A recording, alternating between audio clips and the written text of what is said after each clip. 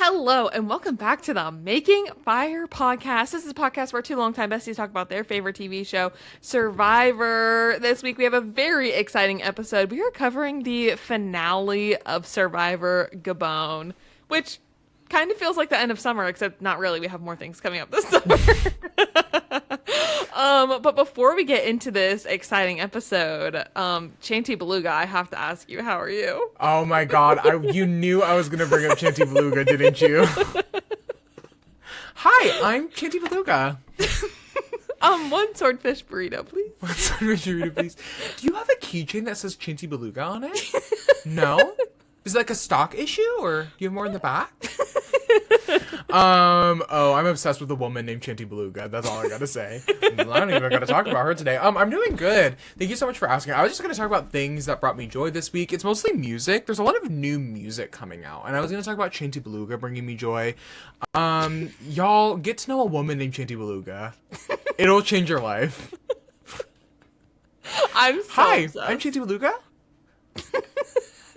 Matcha with sugar-free vanilla from Chanty Beluga. Ah, that's me. Grape latte with cheddar cold foam. Chanty Beluga. Grape latte with cheddar. Right, exactly. I saw one today that was like Chanty Beluga didn't check into her Soul Cycle appointment, and the instructor was like, "We're waiting on Chanty Beluga." Chanty Beluga. All right, we're going. I love it.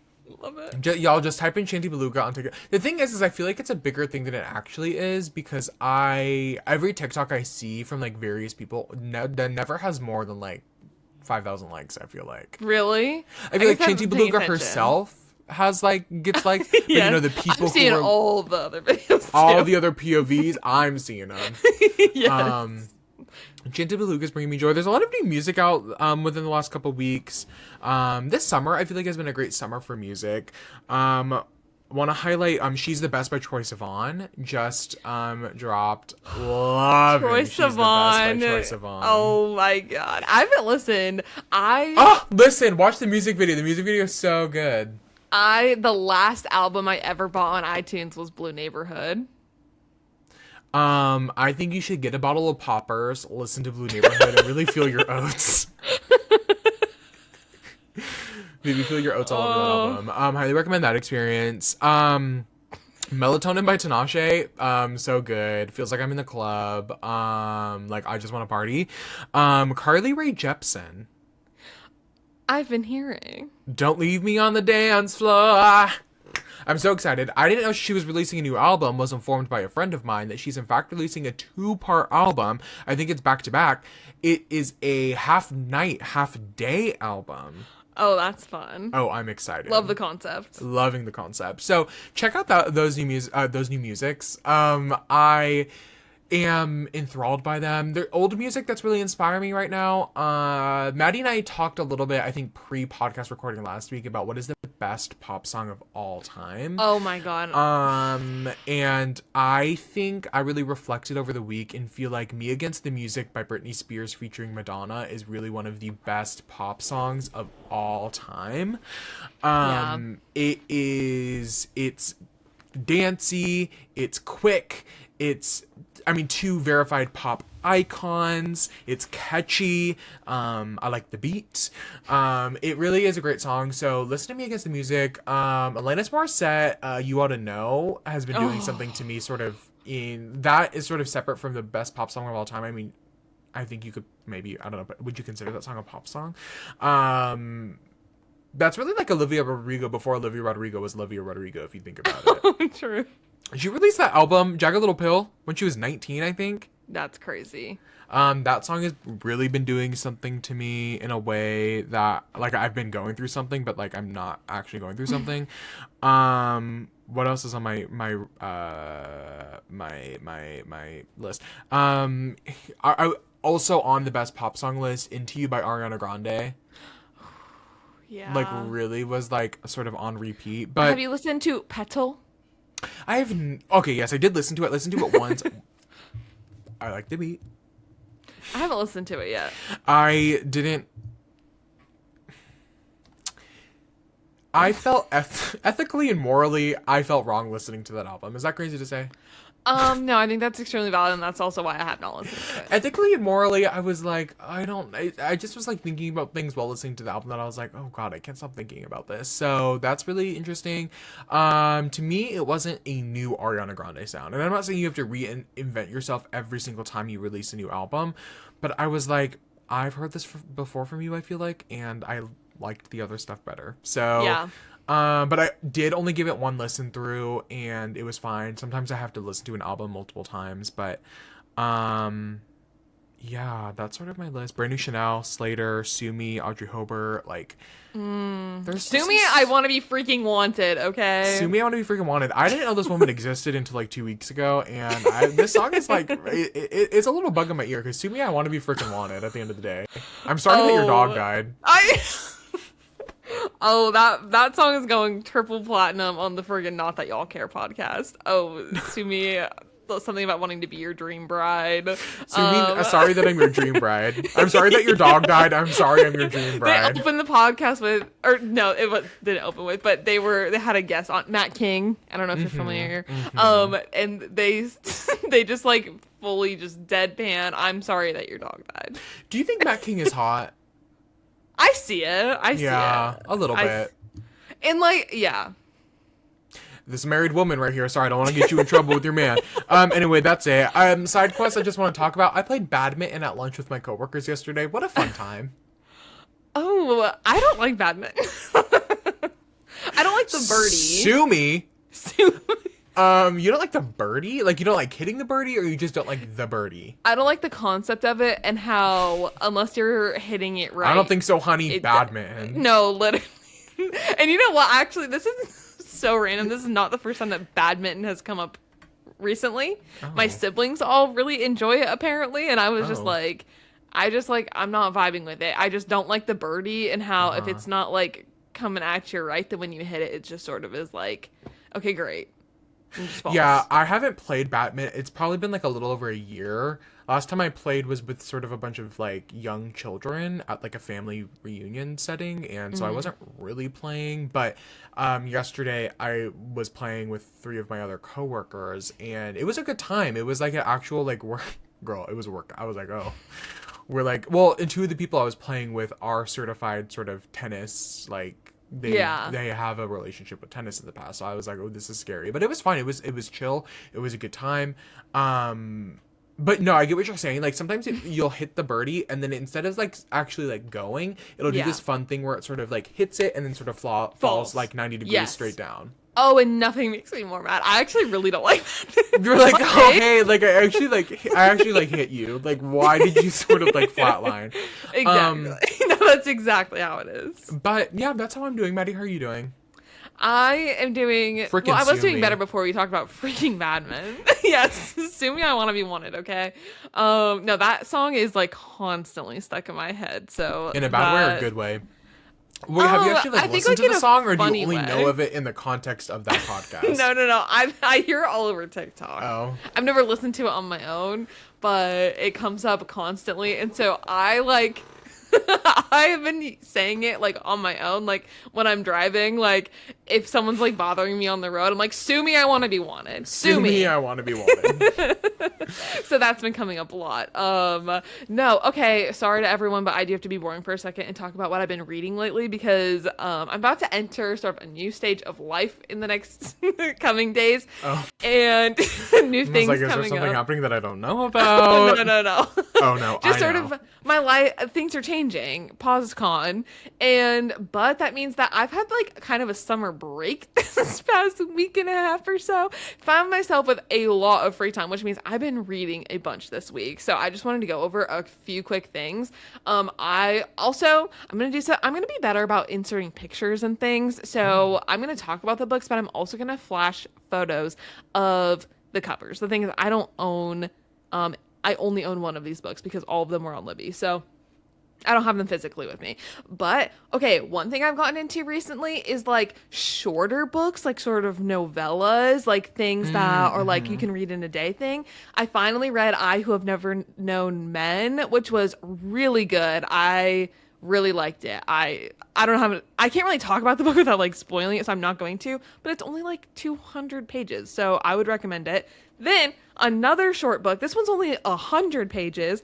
A Short Stay in Hell by Stephen L. Peck. It's about this Mormon guy who dies and then goes to hell, except like nothing in the afterlife is as he thought it was. Oh. And oh my God, this book is so good. I highly recommend if you just like want a little afternoon read, please pick up this book. It's so good. Like the perspective it gives you on just like the afterlife and all of this. Once again, I don't want to spoil it. It's hard to talk about this book because it's only 100 pages. So I feel like if I say anything, it's a spoiler. So good. I can't recommend it enough. Another book that was interesting. This one was just like available now on Libby, so I just downloaded it. It's called Buckeye by Patrick Ryan. And okay, we are from a small town, and so sometimes like books about small towns are really interesting to me. This book takes place in a small town in Ohio, and it's like set across a long period of time. It like starts in World War II and then through Vietnam, and it's these two couples and their lives and how their own stories and then how they're sort of like intertwined in this crazy way and all these things happen. And then it's like, it's not like a war book, but it's like in the context of that's what's going on and how like time and things are changing in their small town during this period of time. It's so good. I feel like if you grew up in a small town, I highly recommend it. And it's a fun, just like historical fiction book. And then two others that I read back to back. I didn't realize this entire year without reading a single cozy murder mystery. I don't know how that happened. Normally, I'm obsessed with those. Like, I love just a good, it sounds weird, fun murder mystery, but I don't like a sad, like, I hate true crime, all of that. So these are very fun. I read, finally, books 2 and 3 in the Marlowe Murder Club book series. These books are so good and so fun.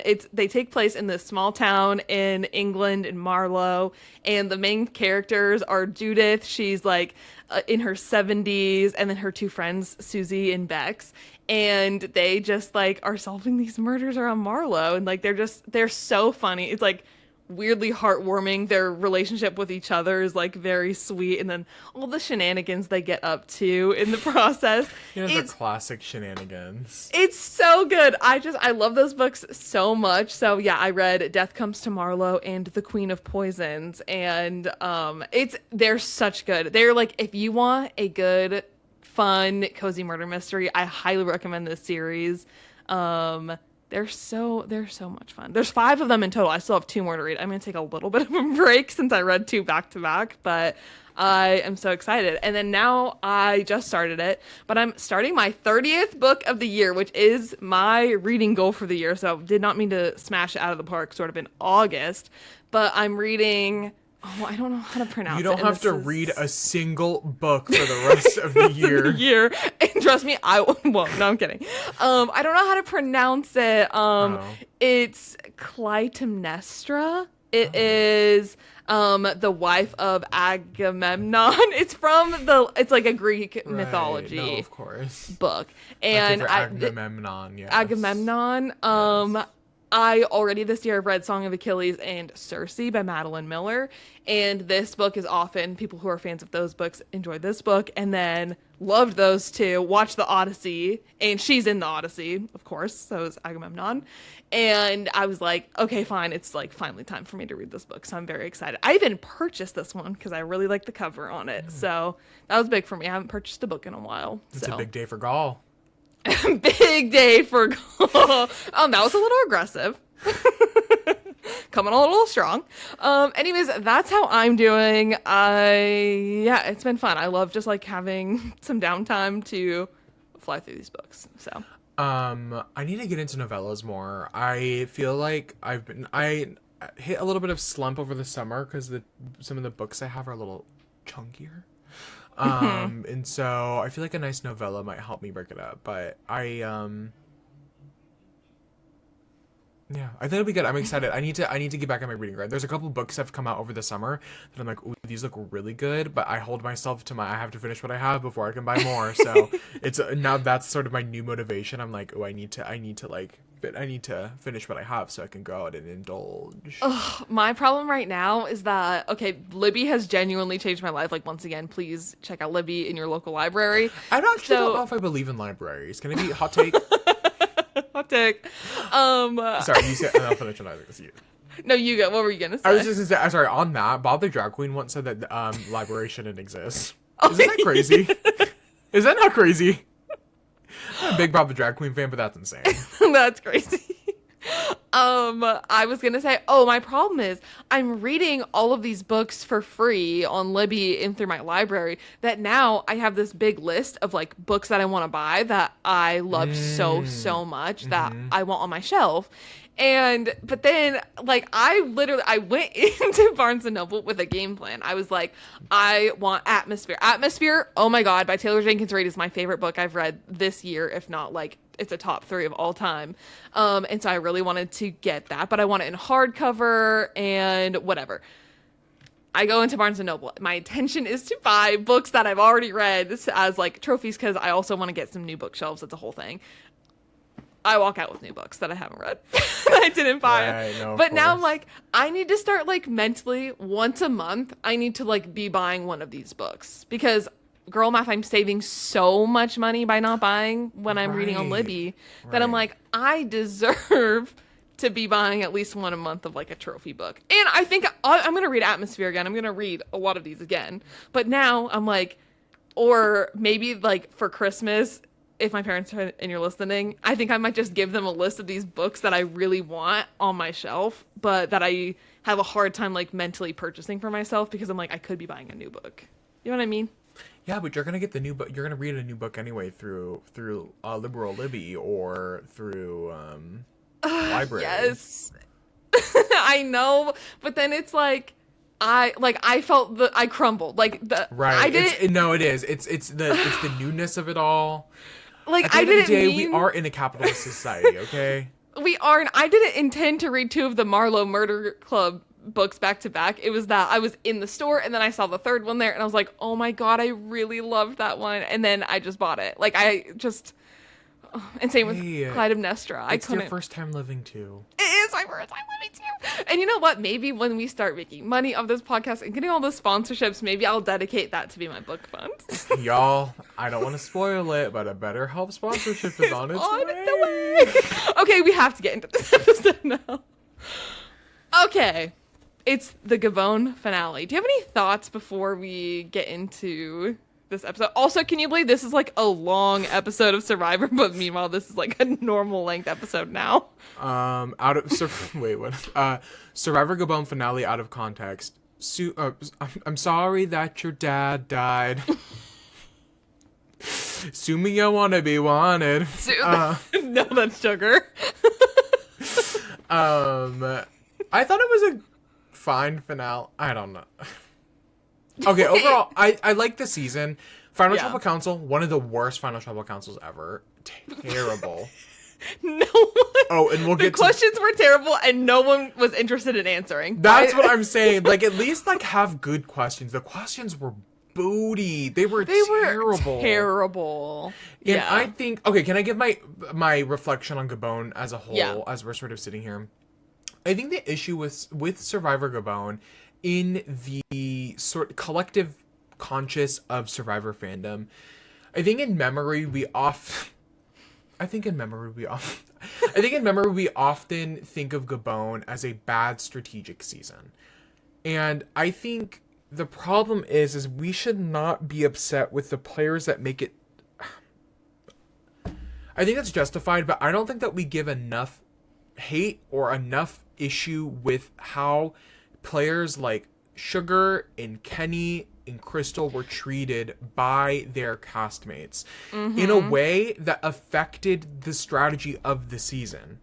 100% agree. I think that the likes of Randy, Corinne, Charlie, Marcus, I think those 4 specifically felt that they had a even Maddie, I think Maddie in this last episode, This like superiority over there's them. a superiority where they think that they are the ones who are meant to be playing a better game than Kenny and Crystal specifically. Now, Yeah. I'm not going to sit here and say Kenny and Crystal played a perfect game. I think both games had flaws. Crystal's social game wasn't great. Kenny had major plots or major black holes in his strategy, right? Like, things came up that affected them. But I think the fact that the majority of the jury felt like they always were going to be superior to these people in this game strongly affected the outcome of the season and the perception of the season and the tone of the season. I think they were bitter. I don't think that specifically Kenny, Sugar, and Crystal played as bad of games as we as the audience remember they played, or that we're shown to believe they played. I don't think Marcus, Corinne, and I don't think they played good games. They were outplayed. They were outplayed by people who were on the bottom of the game. And they Marcus was voted out in his group had the majority when he was voted out. He was voted out by a perfect strategic game plan. Yeah. Yes, because Susie's a messy player who whatever, like, is going to do whatever she wants to do. But Marcus should have accounted for that. He should a good strategist that he thought he was in a good social game he thought he was playing would have accounted for the fact that he knew Susie was an insane player and he should have worked to protect Susie. Instead, he let Susie run wild with Kenny and Crystal, and that resulted in him going home. He was outplayed, but he felt like he didn't deserve to get outplayed. Once again, I agree. And it's like all of those people just like, yeah, they had this weird complex about them where like, I don't like, it just makes no sense. It's like, you're just a sore loser and you didn't know how to play the game, like, frankly. And it's like, you talked so horribly to these people. Obviously, they're not going to be nice back to you or like give you respect back when you're being horrible to them for weeks. And then when they are making genuine strategic moves, like throughout the game, I would argue, they're like being discredited. Like, and it like doesn't connect to them that they're being outplayed and like outwitted even. Like, it just isn't clocking to them that they're standing on business. I think ultimately, like, it's a I lost my train of thought. I 100% agree with you. I think that it's the superiority complex is insane. They felt entitled to play a good game. They felt entitled to make it to the end. They didn't put the work in. I don't think it helps. That was what I was gonna say. I don't think it helps that the Survivor editors, I don't think, equally portrayed the fact that Crystal and Kenny and Sugar and whoever acted the way they did because of the way they were treated. Yes. And I think they're making it seem like Crystal and Kenny, Crystal specifically, Sugar as well, were emotional wrecks, were bullies. But Crystal had been isolated from day one. There was blatant racism happening throughout the whole game. Yes. Her and GC were the only Black people on the whole season. Kenny was the only Asian person this season, right? Like, there was very clearly isolating things happening that I think caused these reactions. I think Sugar's grief is understandable. Imagine, like, Sugar is being like, no one wants to talk to her. Everyone is openly, like, mocking her. Sending her to exile.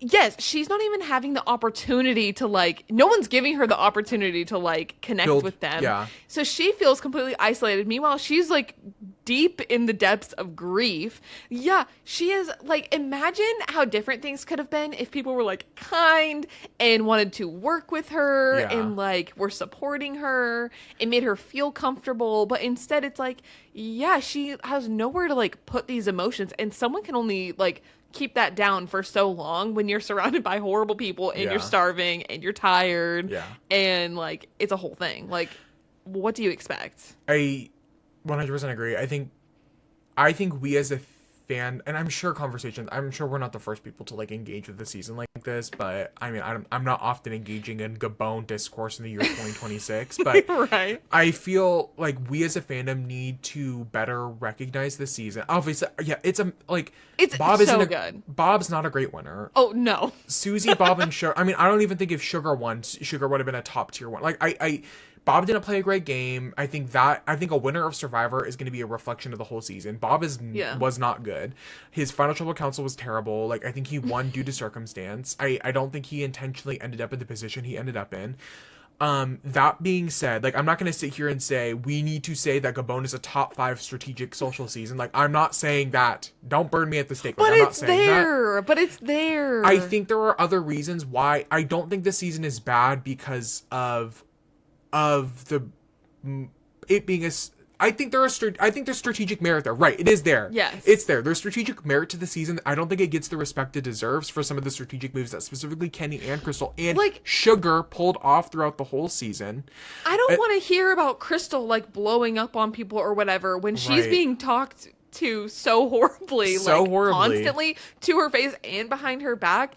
And like, how are people supposed to be like making strategic moves within this Right. when like I would argue they still are, and like they do have strategic minds and they were trying, but when genuinely we hear it from Randy, this vote is like strictly personal. Right. Like, that's how it was for that whole group. Right. How are you supposed to play with that? Like why did they take it so I don't know. Everything. I think know. Gabon can be summarized, and it's an unfortunate snowball effect where they felt superior from the beginning because they did have the power in the beginning. They treated these people poorly, but then their egos got too big, and the people who were treated poorly fought back, and the people who were superior felt like they didn't deserve. You know what I mean? Like, they didn't acknowledge that they're fighting back because the actions. Like, if Corinne, if these people had been nice from the beginning, Susie, I don't think Susie would have flipped on Marcus. If they had just been nice to Susie. Imagine if they were nice to Sugar instead of like calling these horrible things. Y'all who claim to be highest IQs in the game, strategic forces in this game, should have recognized that all you needed to do was be nice to Sugar and Susie, and they would have kept working with you. That's all you needed. You didn't even have to keep them in your alliance. You just had to be like, Susie, we really like having you around. Do you want to vote with us this round? She would have done it. Sugar, if you're nice to Sugar, like, the way she plays off her emotions is so like important to her and how she's feeling. Make her feel good. Yeah. And like, she'll work with you. It's just like, it's really not like rocket science here. No. But I agree. I think not to take us on like a tangent right to begin, but I think it's important. I think on reflection of the season, again, I'm not saying it's a top 10, top half season even, but I think we need to better pinpoint why the season is the way it is, and place blames in the hands of the people who deserve to have the blame for the reason the season turned out the way it did. Yeah, I agree. Yeah. Okay. Well, I'm glad we said that all at the top too. Yeah. Like, because I don't know, instead of like saving it till the end, I feel like it's important like now. And like, it is such an important conversation. So okay, well, let's get into this episode. We open with more. Oh, I'm gonna miss the just gorgeous shots of like the nature and the landscape and the animals of Gabon. Like, I don't have as much of a problem with us being in Fiji every season as like a lot of people do, but it is moments like this where I'm like, oh my gosh, this was so good.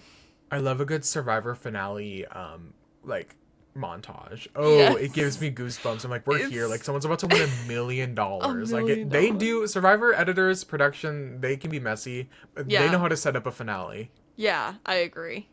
Then we get into a brief recap of the season, highlighting some of the big moments, such as Coda's early success, the tribe swaps, fake idols, the eventual crumble of the Coda members, leading to this wacky final group of 5. And we get a little bit of stuff on each person in their game and, their stories. But let's get into this episode.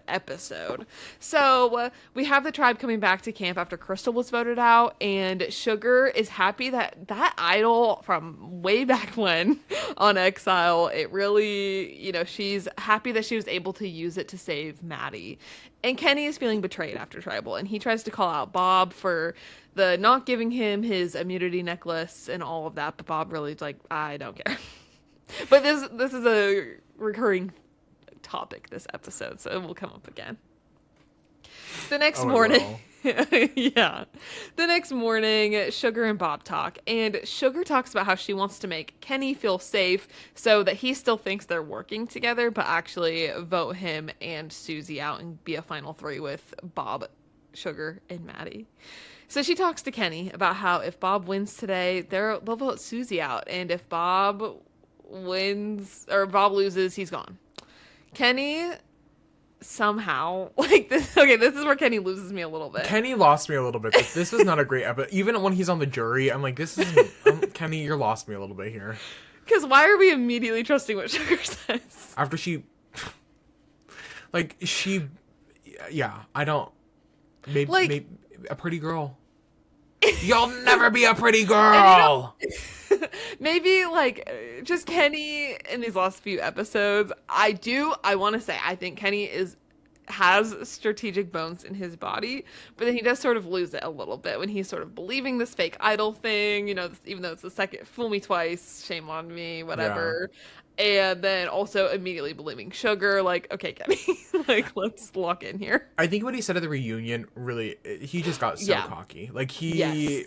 Which I think, I mean, he was of the final six, yeah. He was that guy, but you didn't need to let it, take over. Yes. And then from Tree Mail, they get face paint and other materials to dress up as warriors for the challenge. Which I was like, I don't. Oh, everyone's so creative. Is that necessary? I'm not really sure about that. But anyways, let's get to the immunity challenge. They have to dig a hole to crawl under a wall, cross a maze of planks, then navigate another maze where in 3 huts they will find puzzle pieces, or they will take them to a platform to build a puzzle replica of a Gabonese hut. Oh, okay. If that makes sense. So we're gonna have 2 mazes and a puzzle. Right. No. And okay. Okay, now I got it. Yeah. They said we've got some mazes that we didn't end up using all season. Let's just put them both in this challenge. And running through this, everyone makes it to the second maze, not far after each other. And then Sugar makes it back to the platform with all of her pieces first, but Bob, Kenny, and Maddie are not far behind her.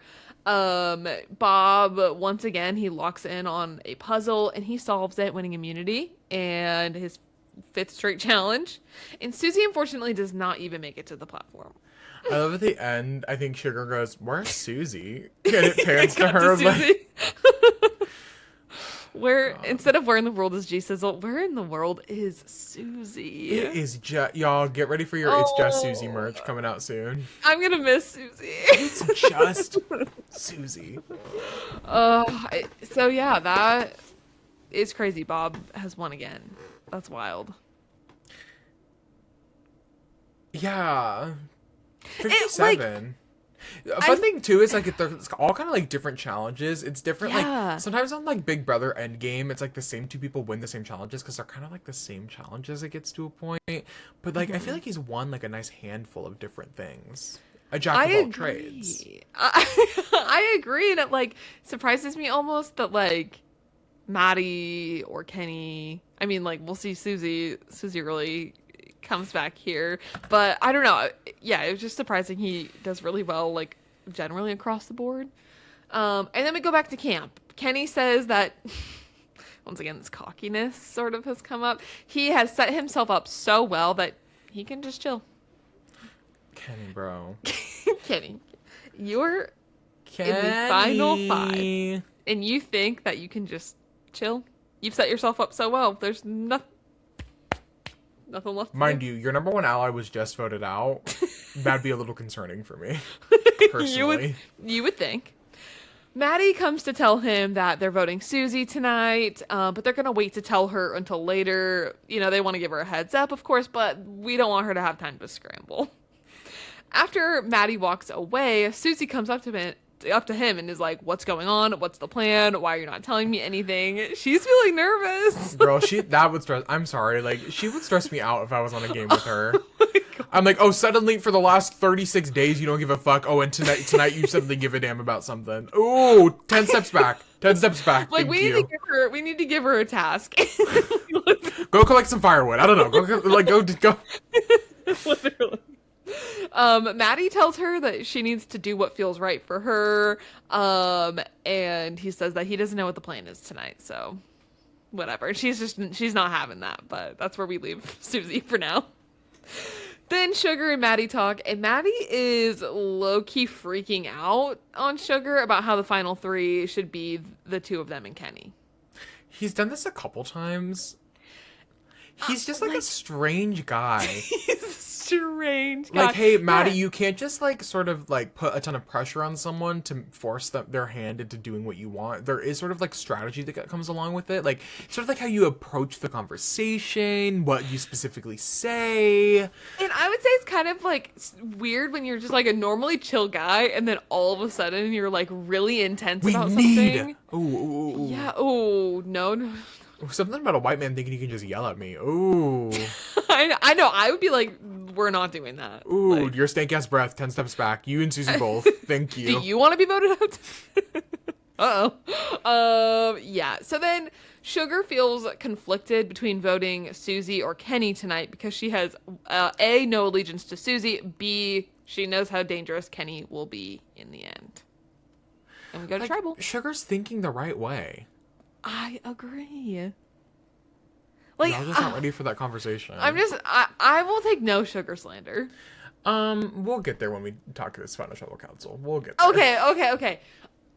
I would say throughout the rest of the game, I'm not Except open for to... the only time, you know, like when it mattered maybe the most. Okay. We'll get there. No, we'll get there. Yeah, she wasn't in it for the money at that point. She was in it for this. Yeah, no. That's kind of how it felt. Okay, we get to this tribal council. They talk about Bob's 5 wins. Kenny talks about the differences between him and Bob in terms of being sort of a gamer versus an outdoorsman and making it this far. And then Susie says that she feels like an outsider because she's not strategically trying to make moves and talk to people, and that kind of puts her on the outs. Like, what do you mean? You're not trying to make moves strategically and talk to people that way. Hey, so you're playing a social strategy game. Yeah. Where do we think we are? Where have you been for the last 33 days? I need like a Susie cam. I need like a, you know, like in Big Brother, I need just a live stream cam, but I just want it of Susie on Susie. Survivor.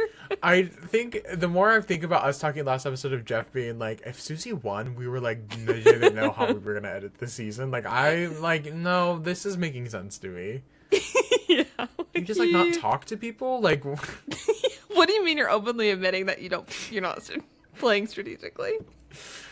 I'd rather play a bad strategic game than no strategic game at all. Than admit that I have not been. Right. Yeah.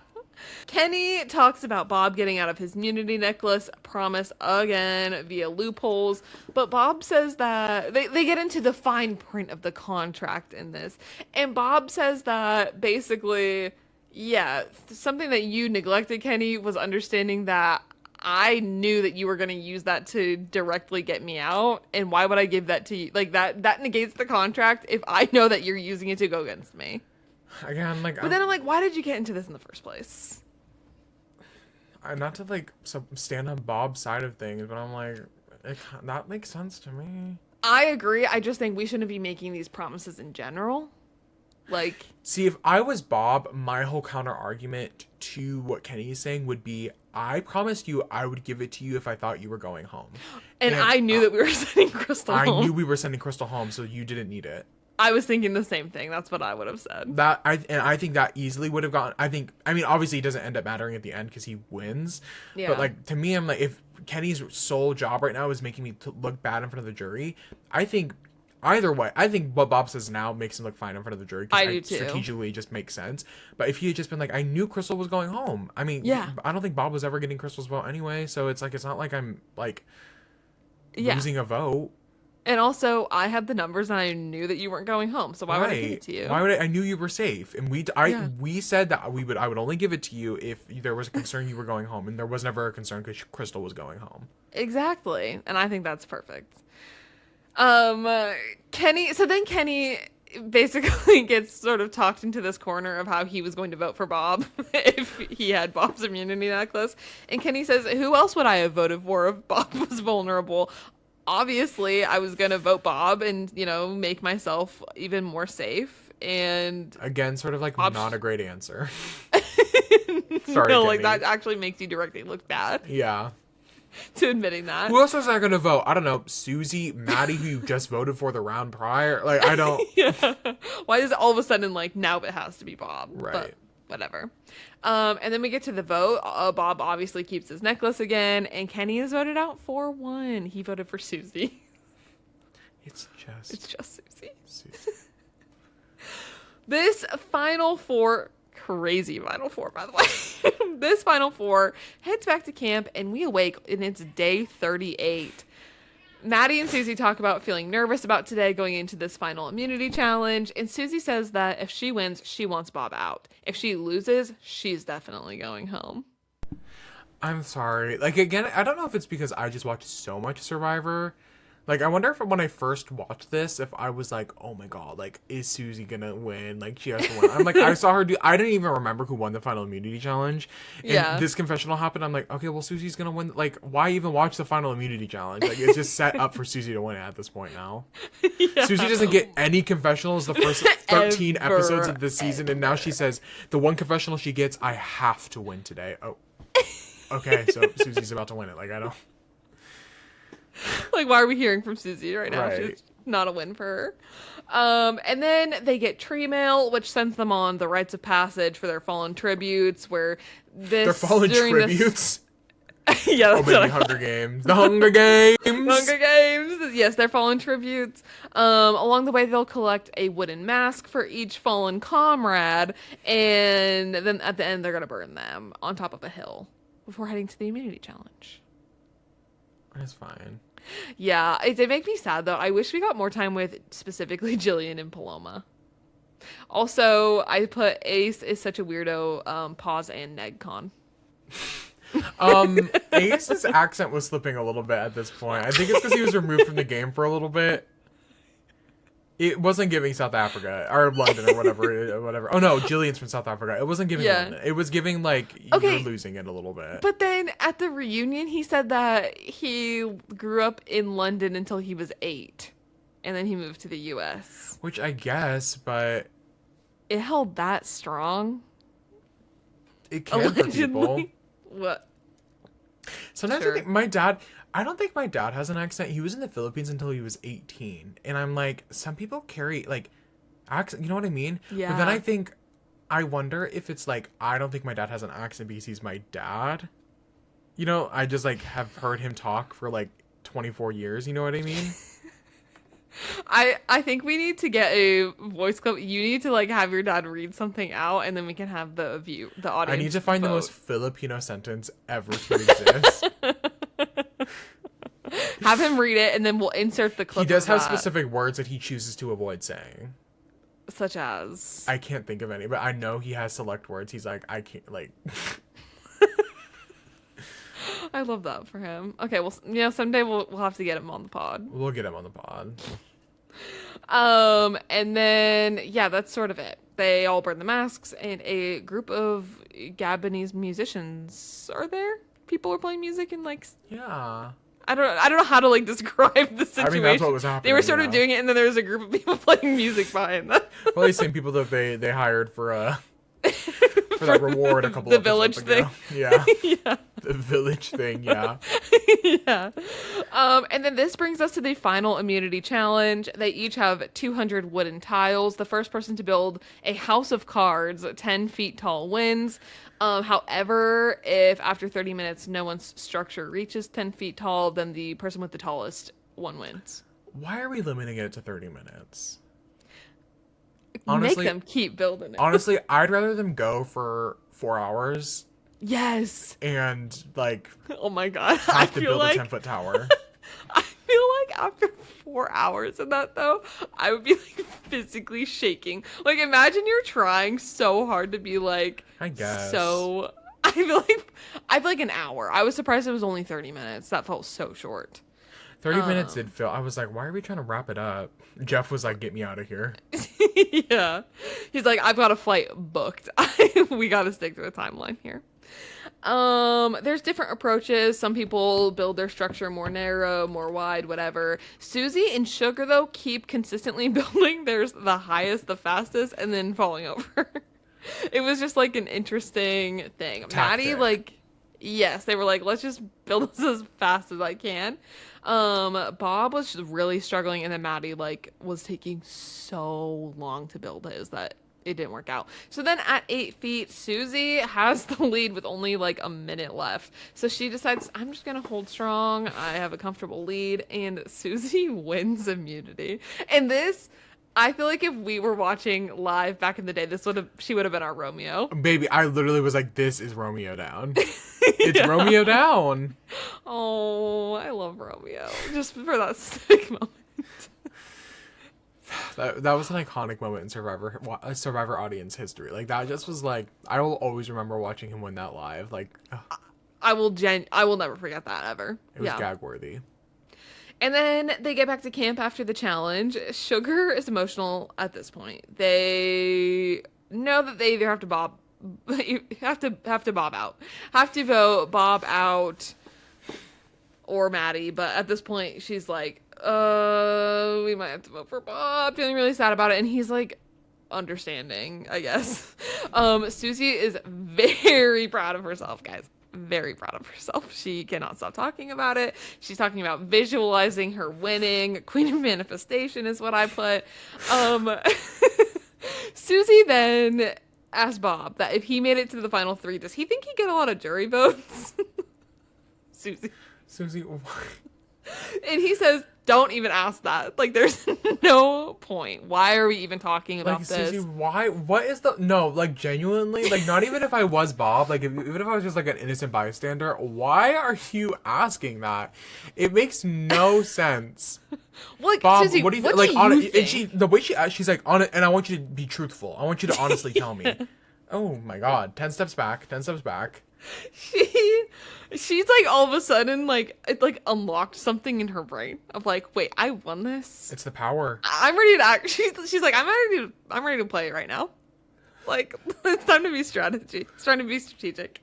So then she tells us that she would actually consider voting Sugar tonight, depending on how he had answered the question, but he didn't answer the question, so he sealed his fate, frankly. So, Susie, you know what would be a really fun moment of sort of strategy would be if you had gone to Bob and just said, I will vote Sugar with you tonight if you want to vote Sugar, instead of just being like trying to plant the seed around. Like, hey, Susie, you can't go home tonight. So, and it's the final vote. It's not like Sugar can get you out next round. There isn't a next round. No. So you could just go to Bob and say, let's vote Sugar out tonight and save you. You could have just done that instead of trying to like subtly ask. Like, okay, but sue her. She wants to be wanted, and it's also her first time living too. Meanwhile, as well as God, too. Nobody understands the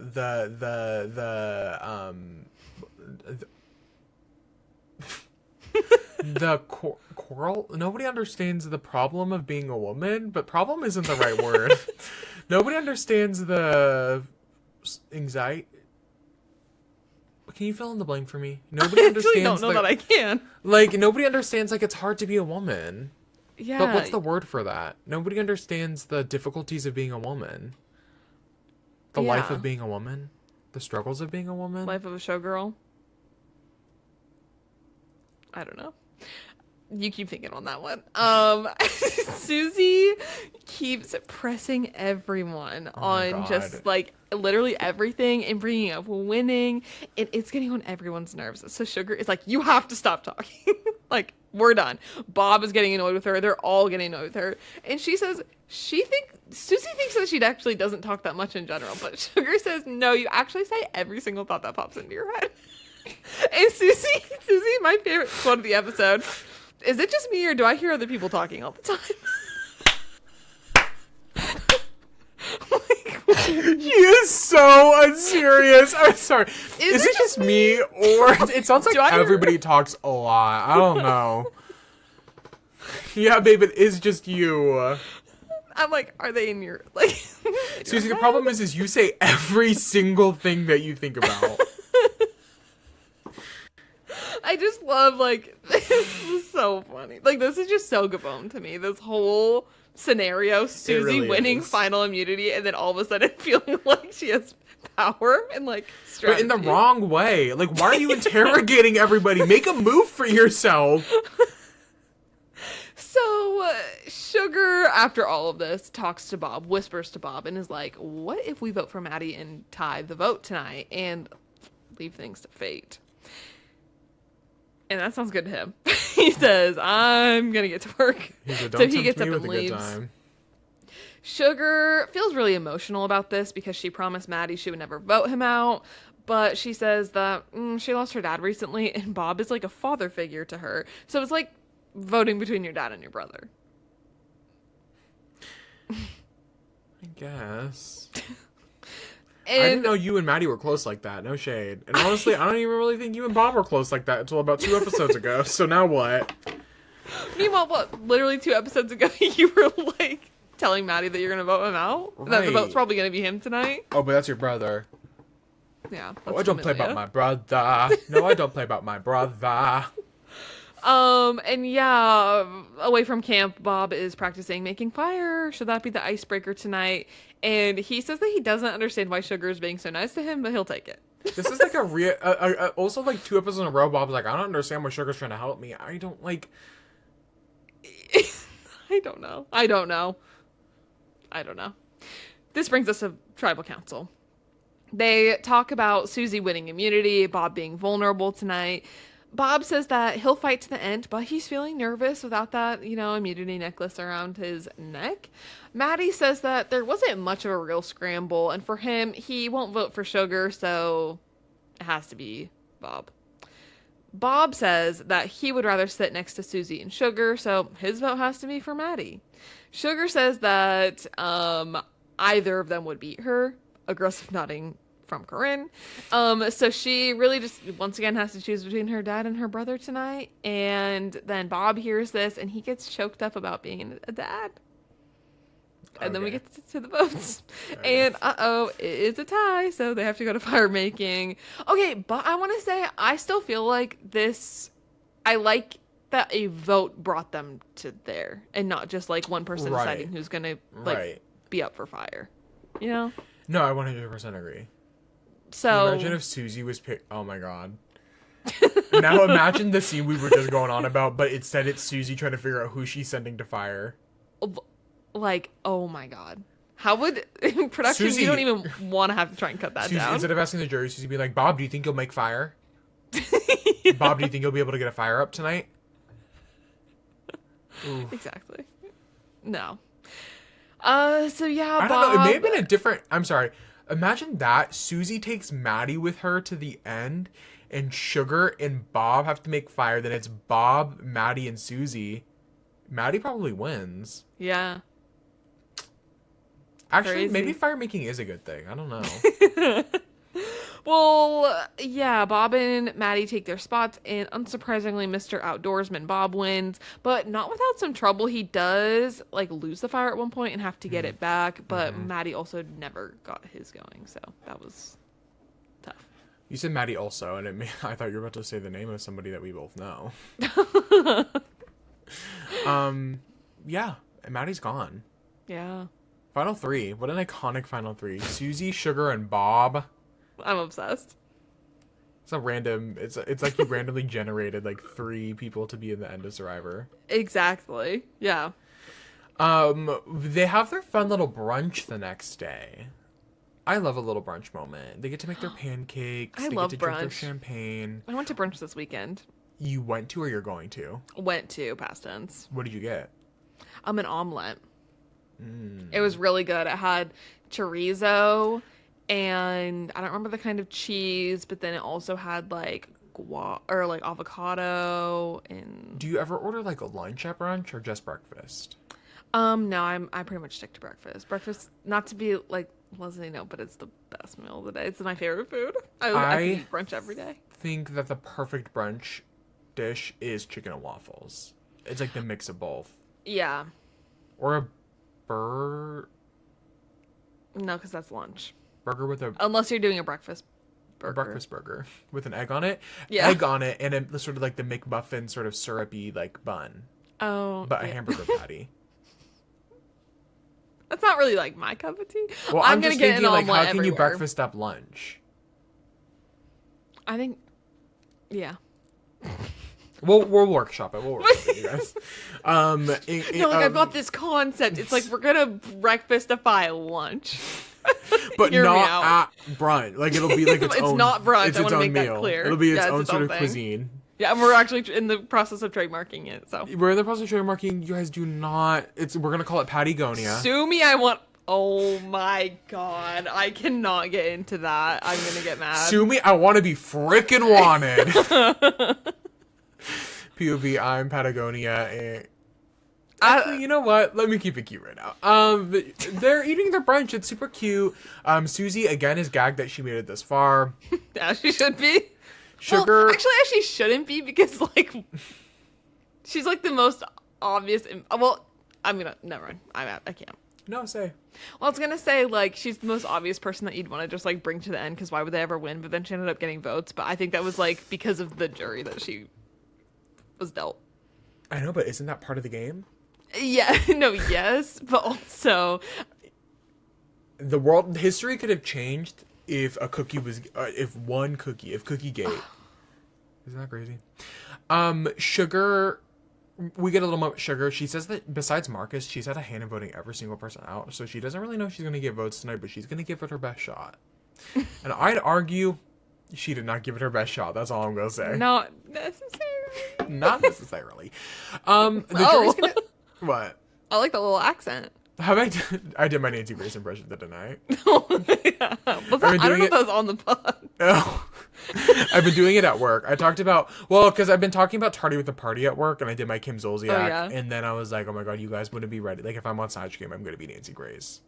Mm-hmm. I know that some people don't know who... Did you know who Nancy Grace was when we were talking about it? Yes. Some people aren't familiar. My mom is a true crime mom, and so, like, I grew up with Nancy Grace, I feel like. So, if y'all want my Snatch Game Nancy Grace impression, go to the Patreon. And we'll get it there. Comment of the week, who would you guys do on Snatch Game? And if you don't know what Snatch Game is, then guess. I don't know what to tell you. Good guess. I don't know. So we get a little jury speak segment. We hear from Kenny, Randy, and Corinne specifically. You got Candy Burris on the brain. Candy Burris on the brain. Kenny says that he's looking for truth tonight. He thinks that Sugar did play a good game, but he wants to see Susie explain her game. And he wants to see Bob owning up to his backstabbing. Yes, Maddie.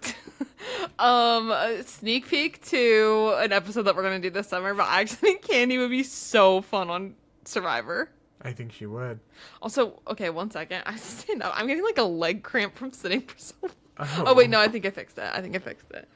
I was just like up at my hip. All of a sudden, it was like cramping. When I wrap up this episode, do you want me to talk about our next couple episodes we have coming up? Oh yeah, we can do that.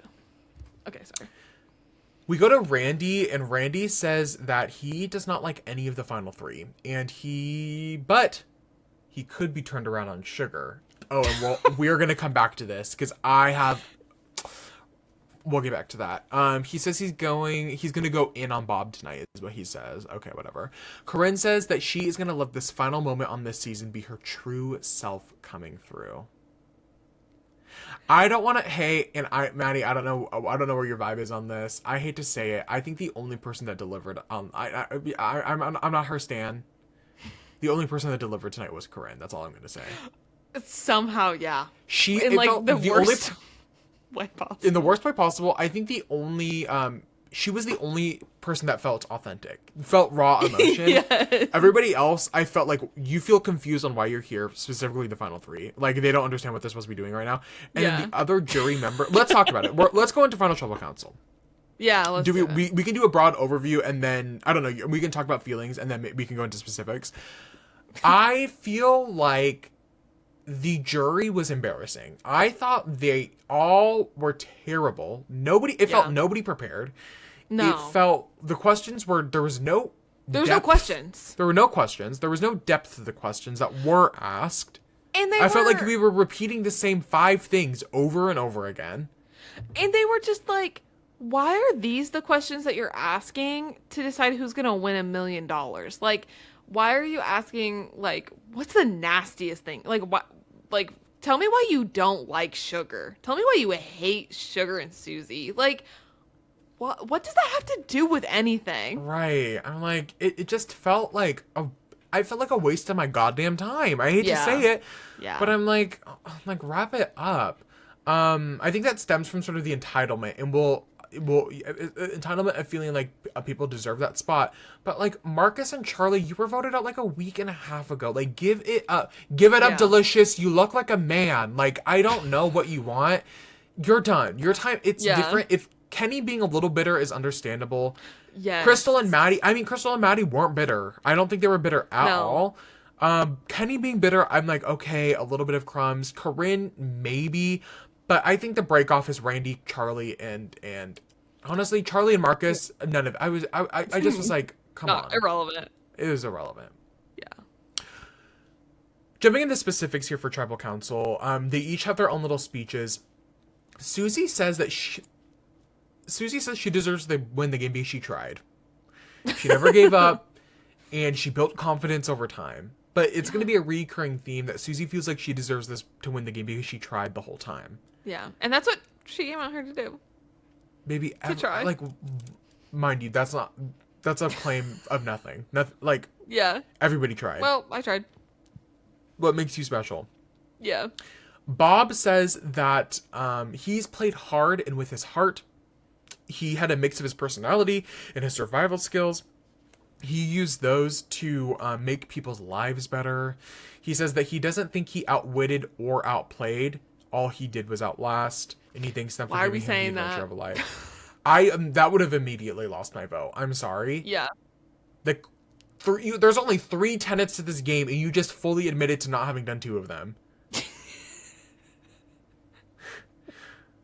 Like, at least Susie was willing to say she tried. Like, I don't know. Damn.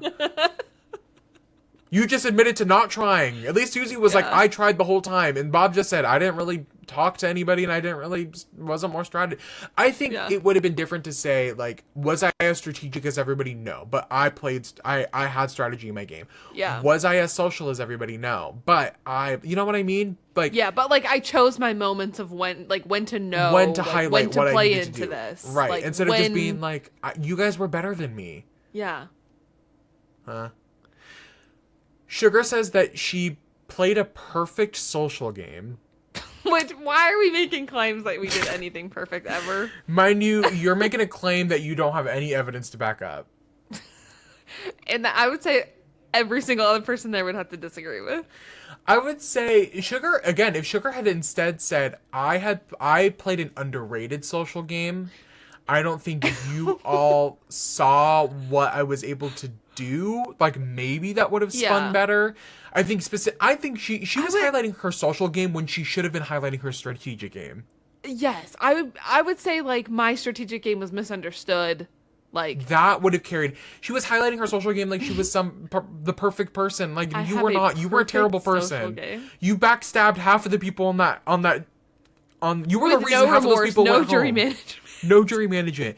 If you had instead, I'm here to defend my strategic game tonight. I'm hoping to better paint a picture for you all to understand why I was the key person. She was a key swing vote on like half of those people going home. She was the reason. Her just saying, I want Kenny to go home tonight. I want Crystal to go home tonight was enough to make the game sway how it needed to sway. Yeah.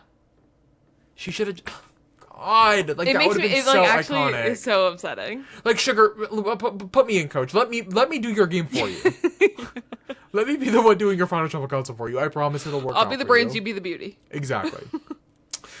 I felt like all three of these speeches lacked passion. I don't feel like there was an ounce of passion in any of these speeches. Baby, you're playing for $1 million. Yeah. I want you to tell me why you should win the game like there's a gun to your head right now. Is that too much to ask? Is that crazy? No, I don't think so. Charlie's gonna open up the floor. He's gonna ask specifically Susie and Sugar about how they were ranked on the bottom and why he feels like they should vote for them now because to like be on the top. Mm-hmm. Susie again says that she's always tried and that should count for something. And Sugar simply says, I don't think you need to vote for me. All right. Moving on. Charlie asks Bob about their cuddling, and Bob says that he doesn't care that he cuddled with a man. In sort of like knowing what we know now. A case that never sat right with me. A case that never sat right with me. Crystal's gonna go next, and she says, Susie, you were coat riding the whole time. And she says, Bob, you let Sugar sort of take control of you strategically. She doesn't really have a question for Susie. She's just sort of like, you rode coattails. Bob, you were a puppet. And she wants to know what Bob did without. This question gets asked, I swear to God, 3 different times in different ways. Yes. Bob, what did you do in this game? One strategic move you did in this game? He says that I rode coattails too, so I'm not much different than Susie. Which, like, I don't even think is all that true. Like, I think he could easily have taken more credit for the like fake idol, bro. It's right there. Why wasn't this brought up once as a move in this game? the fake idol. I feel like Bob, like, yes, it was led by Sugar, like prompted by others, but he still like had agency to like know when to turn on people and like when to switch up. Know when to vote, who he needed to vote. Know when he needed to jump ship. And his relationship with Sugar is a strategic relationship because he admitted 2 episodes in a row that he doesn't understand why Sugar wants to work with him. But if it's a way for him to make it out of this alive, I'm going to make it out alive. And if Sugar's literally the one taking the blame for all of the people on the jury, let her take the blame. And but take the strategic, I knew what I was doing. Like, I think Bob, like, I know he won anyways, but I think he could have, like, really done a good tribal council. Like, it's weird that there's only 7 people on this jury. I know. At one point, Randy was the second to last person, and I was like, oh my god, how many people do we have left? This is taking forever. And then Maddie was the last one. I was like, oh my god, there's only 7 people. Yeah. Oh. I feel like it's hard to like complain about Bob's final tribal council performance because at the end of the day, it's not like he won with the performance he had. So like it's fine, but you're right. Like he could have. He probably could have gotten all 7 votes. I don't know. The fact that Susie got 3 votes at all, like, I feel like is kind of a shot on his game. Yeah. His performance. Yeah. He should have gotten all of them. He should have gotten all of them. He had the potential to get all of them easily. Yeah. Kenny's next, and he asks Susie why she deserves his vote. Susie said that she tried, she fought the odds, and she was not just a normal housewife. She came out there and played the way that she needed to play. He asks Sugar why she backstabbed Kenny, and she does start crying and says it's because she had an alliance with Maddie and Bob, and she saw him as a bigger threat. I think Sugar's going to bring up a couple times that she didn't have alliances in this game up until her last one with Bob, but I'm like, that is just categorically not true. Yeah. You had an alliance with Ace. You had an alliance with Crystal and Maddie, or Crystal and Kenny. Yeah. You voted with these people multiple times. Like, that's not true. I don't know what you think an alliance is, but just because you no longer work with them doesn't mean that the alliance didn't exist. Exactly. It's very confusing. Kenny then asks Bob to reflect on the deal that they made. He wants to know what happened. And Bob, again, what feels like for the 3rd time explaining himself, says that once he found out that Kenny was going to backstab him, he was going to vote Kenny out. And to me, again, as an audience member, and probably if I was a jury member, would have thought that is a valid answer. And Kenny immediately says, that's not what I wanted to hear. Kenny, what did you want to hear, little bro? What did you want to hear? I don't know. I don't even think he knows. That's what I'm saying. And then I'm like Like, why he's ask not the going to hear question? what he wants. So, like, That is what Bob's not going to say it. Exactly. And at this point, third time is the chance. Like, it's not going to magically change because you're Also, voting for $1 million. Like, I don't know. Bob fundamentally disagrees on the situation. So why is he Right. going to just say what you want when, like, that's just not... Actually, Ellen, that's not the truth. Like... And this is the one point where I'll say I think Bob's answer was perfect. I think this was exactly how he should have answered. I think he never was going to get Kenny's vote, so it doesn't burn any other bridges. If he were to throw Crystal under the bus and say, we always knew Crystal was going to go home, like, doesn't burn Crystal's vote here. Like, maybe Kenny wanted to admit that, like, the strategic move the whole time was for Bob.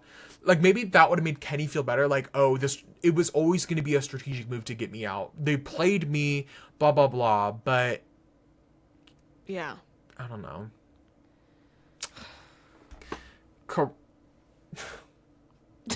Corinne is Hear. She is here. She asks Susie if you get the money, or she asks Susie. She says, "I will vote for you to get the money if you agree to have your vocal cords removed." Susie said, "No, LOL." And I think Corinne sort of incorrectly sets the tone for where she's going to be going with this questioning. Yeah. I think it sort of comes off as like funny, and it quickly is going to turn into not so fun, very personal. Yeah. Corinne's going to ask Bob. She's going to tell Bob, "You are one-dimensional. I want to see nasty Bob." She wants to hear why Bob specifically doesn't like sugar. Which is so strange. Literally, what is wrong with you? Would have been better to maybe ask for both in general, but to specifically ask why he doesn't like sugar was a little strange. So just and then where her line of questioning goes after is just. Bob does say that he didn't like that sugar, how she treated the Randy vote. She did not. Yeah. He did not like that. Then she's gonna go ahead and get to sugar. In I would say one of the top 5 jury moments of all time, maybe. Oh my god, yeah. I have the full quote. Thank you. I was hoping you would. Corinne gets to Sugar and says, "Sugar, you are an unemployed, uneducated leech on society. And the only thing that I'd vote to give you is a handful of antidepressants so no one else has to be subjected to your constant crying anymore. And maybe if you got some, then it would seem a little bit more sincere when you are crying about your dead father. You don't deserve the $1 million."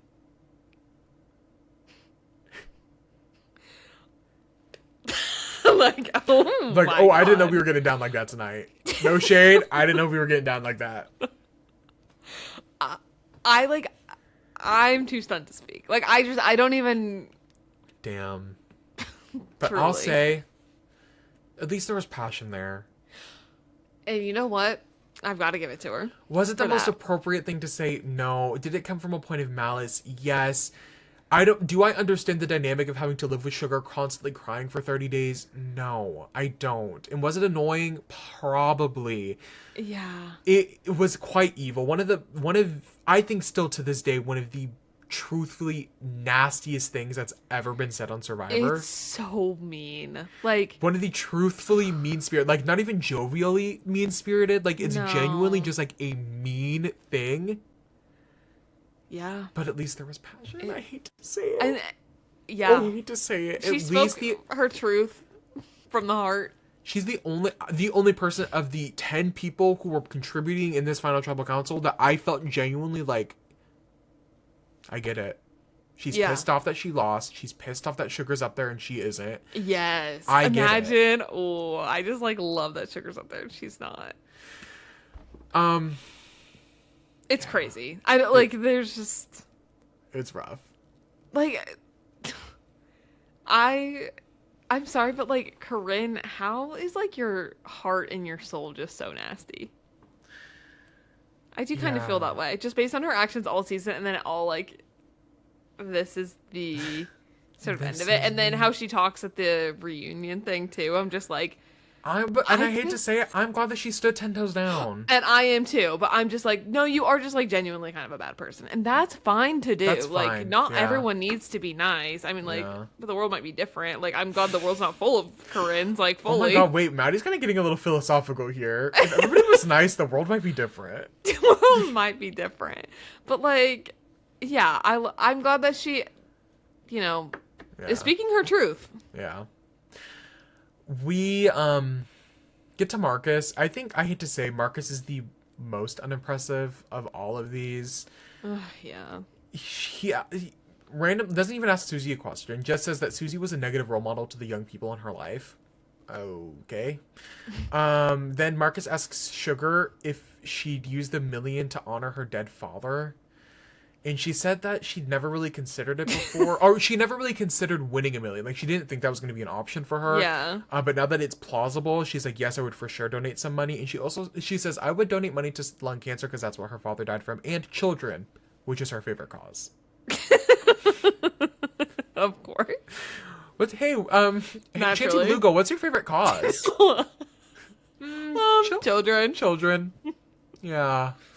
Yeah. With a little dash of lung cancer. A little dash of lung Research cancer. Throw that in and there. all that. No Venn diagram. 2 separate causes. No. Children with Yeah. lung cancer. Unfortunate for you. Marcus asks Bob again. The same question has already been asked. Asks Bob to take responsibility for at least one decision.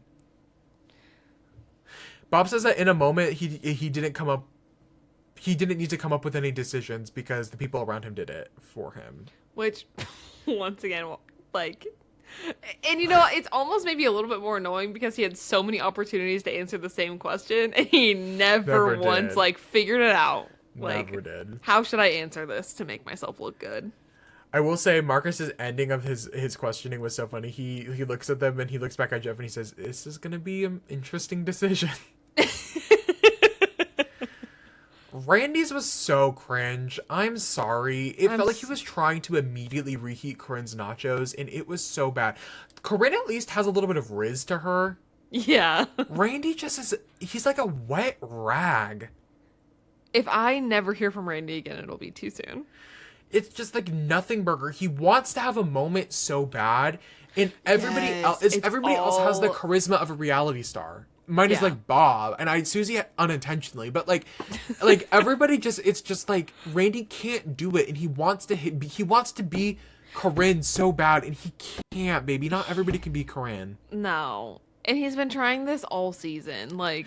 And I think that's what frustrates me, specifically at the reunion, is why the fuck are we hating on Corinne, but we're cheering for Randy? Oh, it makes no sense. At what point was Randy likable? In what moment did Randy have a likable moment? Here? If y'all are gonna hate Corinne, you need to hate Randy too. I'm sorry. At least Corinne's kind of funny. That's what I'm saying. And you know what? I will say, like, do I think Corinne's jokes were mean and too far all the time? Yes. But, like, did I think they were kind of funny? Yes. Like, some parts of it. Not everything she was saying, but, like, former fatty is living rent-free in my head. I'm sorry, Dan. He must be a former fatty. I'm no, sorry. Like, I'm thinking it all the time now. Like, and when she had to defend that, I'm like, obviously, like, let a girl be hyperbolic. Yes. Let a girl hyperbolize. Like, that's funny. I'm sorry, that's a good one. That was a good one. Randy, oh my god. What? No, she even lives rent free in my head even more. So, season 3 of Real Housewives of Atlanta, Nene Leakes, her tagline is, when I walk into a room, I own it. I own it. I hear in my head every single time, I'm gonna be a bitch. Own it. And I'm gonna own it. Like, I hear Corinne, like, in my head, like, that line too, all the time. Like, she, as much as I dislike her, like, she does live rent free in my head a little bit with some of those lines. Randy, completely forgettable. Randy tells Susie, I cannot believe you're sitting here, and he asks Susie to explain why she feels sorry for him. Randy, don't humiliate yourself. No. Ugh, I think what Susie says is 100% true. Like, you have like a bad aura. Like, This is all just Randy humiliating himself. Yes. Randy asks Sugar to explain her reaction to him getting voted out. And she says, honestly, I really... She said that she really doesn't give a fuck, honestly. Like, you were being a jerk, so my reaction was deserved. Randy wanted so bad for Sugar to beg on her hands and knees for him to vote for her. Why would she do that? Like, when has she shown you that that would be something that she would do? Exactly, but you can tell that's how bad he wanted. He really ultimately wanted, and when he said in that jury beginning thing at the right before Final Tribal Council started, he was like, "I could be swayed to Sugar." He would only be swayed to Sugar. Unless Sugar was literally on her knees begging him to vote for him. He was never going to sway his vote for her. And even then, he would laugh and be horrible to her. Like, be horrible to her. I don't agree that there was ever a world where he would vote for Sugar. And dare I say, I think Sugar. I'm sorry. Like, it's a terrible. If it was any other person, I'd say, oh my god, what a terrible answer. Sugar was never getting his vote. Also, ever. Why give him the time of day ever? Right. Like, it's not worth it. Right. He asked Bob to explain the fake idol play. Bob says it was a strategic move when he made it and presenting it. He says it wasn't personal and that he is truly sorry for Sugar's actions. And Maddie sort of wraps up here and says I didn't write who he asks. Oh, he asks Susie why the other two played worse than her, and Susie says that they both sort of had nasty attitudes throughout the whole game and like made it hard. He says that Sugar's innocent persona was not real and asks what one evil thing that she did this season was the worst, and she says the Kenny vote, which I'm like, whatever. Yeah. And he asks Bob why the other two are more deserving for the win, and he simply okay, Bob ate this. Maddie says, why are the other two more deserving? And Bob says, they're not.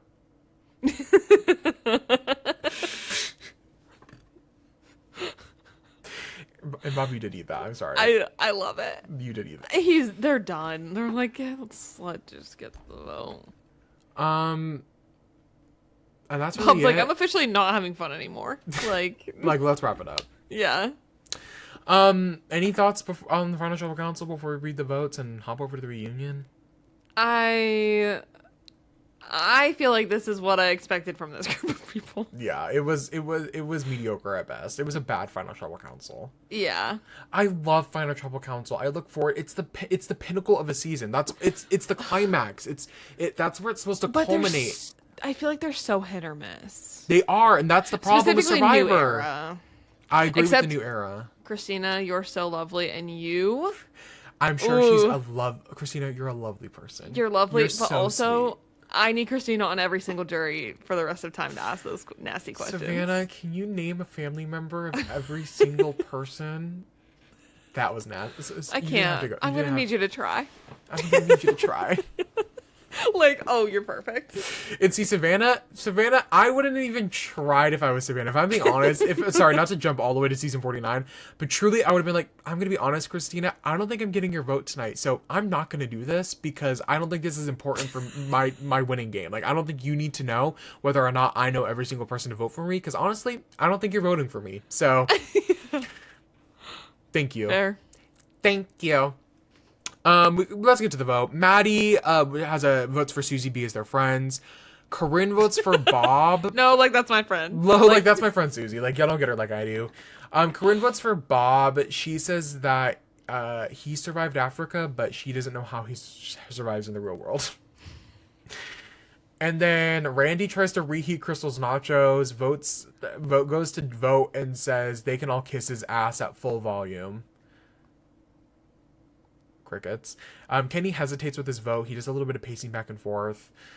And now that's it. Jeff gets the votes. He thanks them for a quote-unquote great season of Survivor. Oh, he was lying. He was putting on a show at that point. He was lying with that one. And then we go to Los Angeles, live in LA. Susie looks great. Sugar looks great. I mean, they all look great, but Sugar looked good. You get her pinup aesthetic. Like, that was doing what it needed to do. Yeah.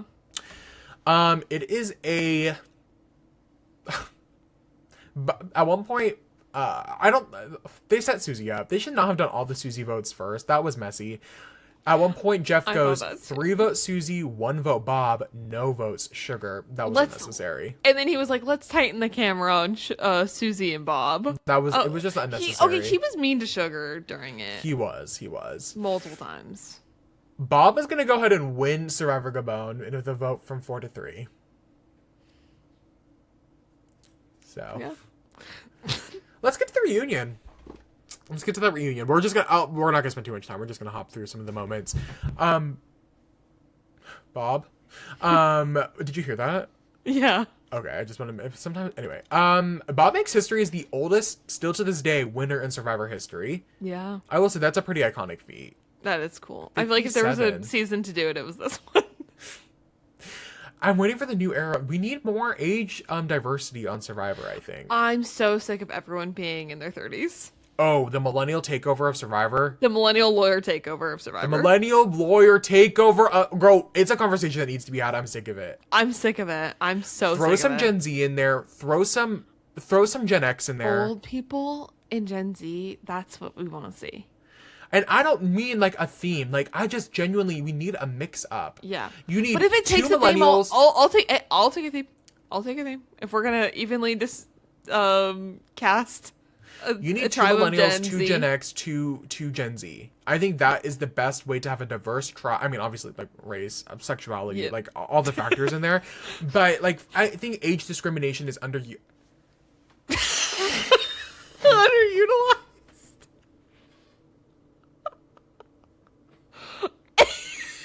And I don't think people are talking about this enough. I don't think people are discriminating against old people. Old people and babies really have it easy, you guys. I don't think we're going hard enough. Y'all, we're an hour and a half in. Let me live. I don't think age diversity is talked about enough on Survivor. I think it's truly underrated. Yeah, I agree. But yeah, I think, congratulations, Bob. Sugar also makes history as the one and only person to never have her name written down across the whole season. In any context. And you know what? Good for her. A little embarrassing for me. Fun fact, actually a really, really sad fact. When I used to play online Survivor games, I was once sugared. Oh. No votes cast against me. No votes cast for me to win either. So that's a really fun, sort of really good morale boost, you know, really good. It makes you feel good about the game you just spent 39 days playing. Hey, Sugar, I know where you're at. Hey, Sugar, Ben there. Yeah, that's really it. We had some moments with Bob. Bob just be talking. It's that old man talk. Like, oh, stop talking. He'd just be going. Yeah. He says his strategy was to lay low. We talk a little bit about him putting the idol together. It was okay. Fine. His students enjoyed watching him. We do a little hand vote, and it's revealed that if Maddie had won Fire, he would have won the game. But he got Jamie for like 2 years. Okay. We don't have to talk too long on this, but I had this revelation while I was watching this. I said, Jeff is so fun at the reunion. I think the problem with Jeff now is that Jeff's persona in the new era, in the whole season, is like old school reunion Jeff. Save reunion Jeff for the reunion. Let Survivor Jeff be Survivor Jeff. That's a really good point, actually, that I hadn't considered, but I fully agree. Yeah, because now it's like he's playing up the show. It feels so showy the whole time. Where I'm like, no, I want like strict Jeff. Like, I kind of want who's not friendly with them, who's like low-key making fun of them at times, and then like not really like giving anything back to them. I love that. I feel like it like fits the vibe of I think a funny Survivor. quip here and there is great from Jeff, but I don't need him to be like, you need to feel it. You need to fight for your life. I kind of think Jeff really works great as sort of the straight man on Survivor. Like, none of these people on Gabon were going to call him Uncle Jeff or like feel comfortable calling him that. Like, he's not your friend. Or Mr. Jeff. Like, he's the host. He's like supposed to honestly like sort of blend in. Yes. And now Jeff has sort of become a character of the show, and I'm like, I don't want him to be a character. I want him to be like, I want him to be the narrator, like, you know, like, help us navigate it, but let the players sort of piece it together. Let the players do a live tribal. Let the players overreact. You know what I mean? Like, yes. But I was watching this season, and I think I probably in China, but I was watching this, and I was really thinking about like where Jeff in the 13 episodes of Survivor Gabon is inherently different than the Jeff today. I'm like, where did that transition happen? Why is he different? And I think this pinpoint between the personas of a reunion Jeff versus a in-season Jeff. I feel like this is just like, I'm not even joking, part of the new normal. I think it is normal and all that. Like, I genuinely think like the new era and like trying to bring Survivor back, and like that's when he's talking directly to the camera. I was gonna say I don't even think it's a new era Survivor thing specifically. I think it's TV in general, reality TV. Yeah. Julie Chen Moonves on Big Brother is the same way. Julie Chen Miss Moonves used to be so like the Chen bot. She used to be literally was her nickname, Chen bot, because she just was so like locked in, you know? Yeah. But now she's and it's fine. There's pros and cons to it. I would say for both I'm mixing it, Julie and Jeff. Like, there's pros and cons to both. I get it, but it feels a little. I think it's the social media of it all. It's the Mr. Beast of it all. It's the AI thumbnails of it all. Oh. It's the short form content of it all. You know what I mean? It's the oh my god. Yeah. You know what I mean? Yes. It's that effect on reality TV. Yeah. I mean, TV in general, I think, but it's an interesting thing to think about. Jeff asks Susie how she made it this far. That wasn't called for. Randy says it's $1 million cookie. He says he would have voted for Susie if the whole cookie scenario didn't happen. I don't believe that. Like, whatever. Sugar's popular. People are thanking her for voting Randy out. She says she has to leave the house with makeup on because people take pictures of her. She says Survivor leaked her license plate. I do believe that might have been in the like recap episode thing where they showed like her in her car, like living in her car. That's crazy. I think that might be part of it. You leaked her address. So they doxed her. Mind you doxed her. So now what? And now she has to leave the house with makeup on every time. Now she has to leave the house with makeup on. They replay Corinne's confession, Corinne's like final tribal council thing, and the audience is booing her. Y'all, it's just too extreme for me. I'm sorry. Which, okay. Oh, I don't mind it, but why are we not giving Randy the same energy? Like, it's one thing to boo a villain, but it's like, why does he get a pass when I would say he was worse? Like, often? Like, Corinne was nasty, and like horrible, obviously, but I would say Randy was like taking it to 1,000 in like a really not funny way. I agree. Yeah, she says she's sorry for Sugar's loss, but y'all don't know what it's like to live with someone who cries for 30 days straight. And like, okay, I'm sorry, that's kind of funny. It is. Randy gets some cheers, Corinne doesn't. I will say, Randy, you got me here. I'm sorry. Him bringing 6 random Survivor fans, so funny. Awesome. That was so funny. See, once again, like you said, a broken clock is right 2 times a day. A broken clock is right twice a day, like, and that was hilarious to me. I'm sorry. It was funny. Jeff says Charlie's one of the nicest guys he's ever played Survivor, and he doesn't understand why he worked with Randy and Corinne, and Charlie's like, you don't get them. Crystal brings her gold medal to show.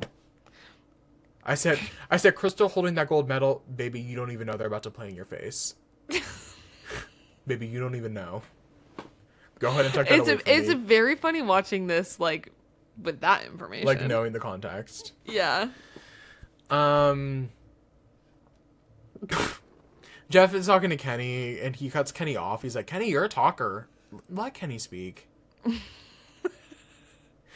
We pop around a little bit to the pre-jurors. I will say the only pre-juror to highlight for me was Michelle. I thought she was, for the 30 seconds she had, Jeff said, Michelle, you look beautiful tonight. And Jeff said she looks beautiful tonight, and she says, "You think I'm beautiful?"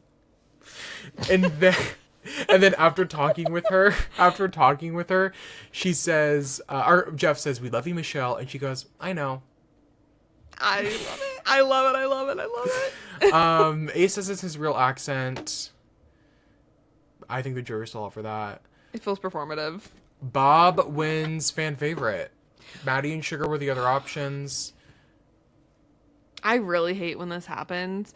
Like, I was so annoyed. Like, even on 50, when Aubrey won the, like, car, I'm like, why? It bugs me when it's just, like, You just won one $1 person million. wins it all. I feel like there should be some sort of clause where it's like, if the winner of this wins the game, then it goes to the second place. Yeah. Like, then like, we don't even need to say that. Like, it's just they're automatically disqualified. Like, there's just no reason for it. Like, it just drives me insane that Sugar came second in that, and, like, that would have been so amazing for her. And then, meanwhile, Bob wins $1.1 million. Like, that's crazy to me. Hopefully he used that money well. That wraps up Survivor Gabon, really. Yeah. Funny season. It's just a kooky season of Survivor. Very. But I loved it. For the most part.